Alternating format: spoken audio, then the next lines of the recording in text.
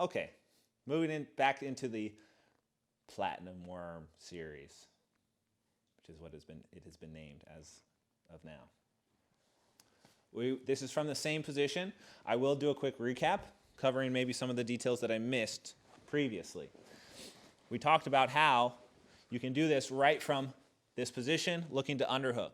But it is also possible to do the same exact setup for the grip behind the head by, when we switch from this control to this one, just keeping it in this hand, focusing everything on the right leg, and doing the same situation, trying to get this lapel up by his neck here. Once I'm in the position, I would advise you to not put your head here right away, because if I don't have enough slack to get to his neck, I will get triangled here. That's not good. So I'm here. I want to try and get this up by his neck. It is okay to reinforce it with the other hand to try and do this, but you can see, because I'm not fully stacking him and putting the wedge in, I'm not able to get the leverage I need to reach all the way around the neck and reach it, which is why the stack is so important. Here, you need to stack him and use the wedge of your leg.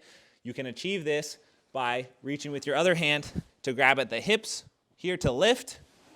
So you can stack to either side with this position by just grabbing up underneath the pants and really trying to get this lapel across his neck. The more I stack him, the more this ramp here turns into a downward slide, right? That's why it's effective, because here I'm moving uphill.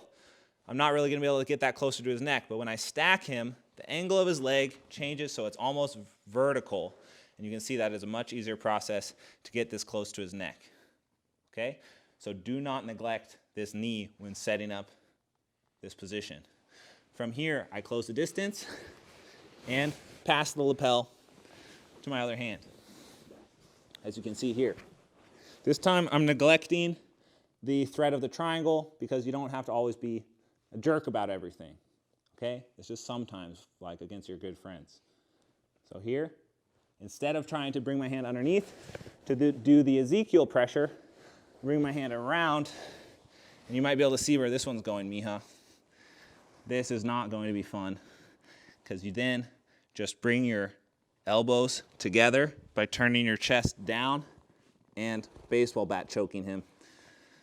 And Mija's not making a face because he's super tough, but just to prove that this is actually a real choke, I will choke Mija now. Don't go to sleep. I'm not going to do it. That is a super tight choke. Mija is just a psycho. So you're just baseball bat choking your opponent. So come here in the middle for me, Mija. The key thing to remember is that your grips are fluid. They're not static. They're dynamic. I don't ever just keep one grip and hold. I can switch. As long as I have grips on the lapel at all times, he should not be able to kick his leg out because of the pressure and the friction. The entire time, I can be switching, looking for the other grip alternatives. As I continue trying to stack him upwards, switching between the positions. This is one we haven't shown yet, actually. But all these grips, I'm moving through dynamically, side to side, constantly threatening him with various attacks.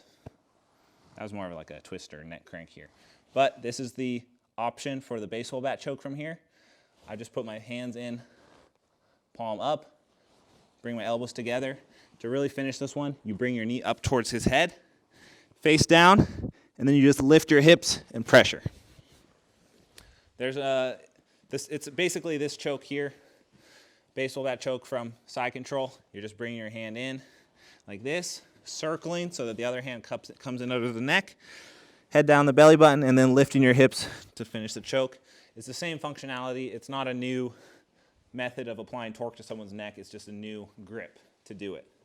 So that's the second submission option from that same passing, finalizing position.